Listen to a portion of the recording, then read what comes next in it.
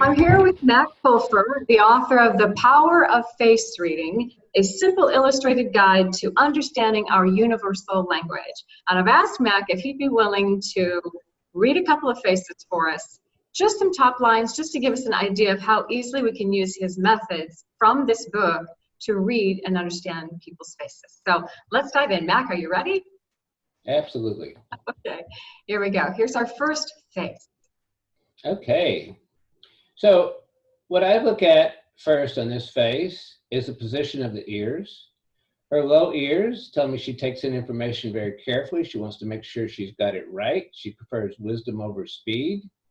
So her ears are the inception, how she's taking it in. Then I look to her eyebrows, because her eyebrows are going to tell us how she processes. So she has low eyebrows, which tells me she wants it now. So when you put these two together, she wants it perfect and she wants it yesterday. So she's pushing herself always to have it faster and better. Her eyebrows also reveal that she's brilliant. Her even eyebrows indicate that her mind is like a river connected from one end to the other. So when you give her the proposal, she's already thinking about the outcome. She's already thinking, well, what about this and what about that? She's able to track to the end. Now, she will finish what she starts, but then she's ready for the next project.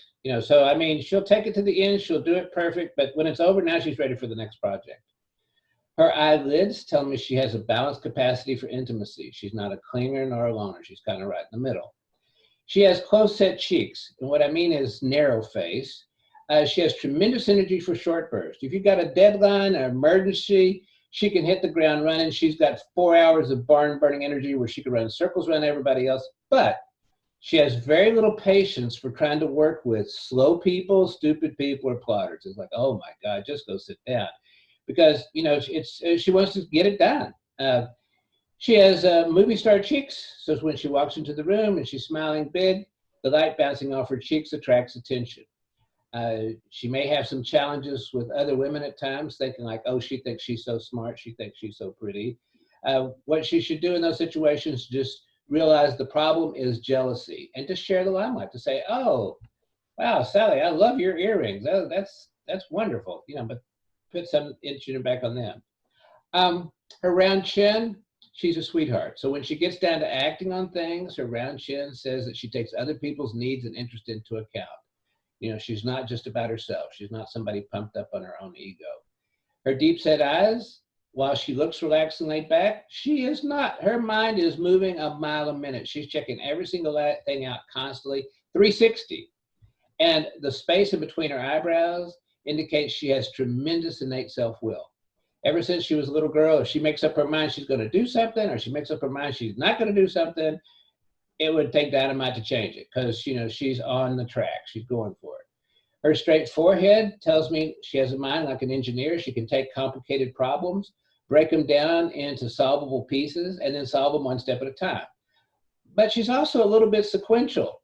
So if she's figured out how to do it, and she's trying to explain to you exactly how to do it, and she's talking about step number 2, and you jump to step number 5, she's going to go, whoa, wait a minute. You skipped over 3 and 4. You have to do it in order.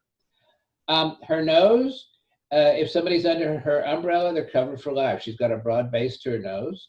The ball on the tip of her nose, she's inherited a creative artistic gene, so she needs some outlet for that, some place where she can come up with her inspirations, but then turn them into real things.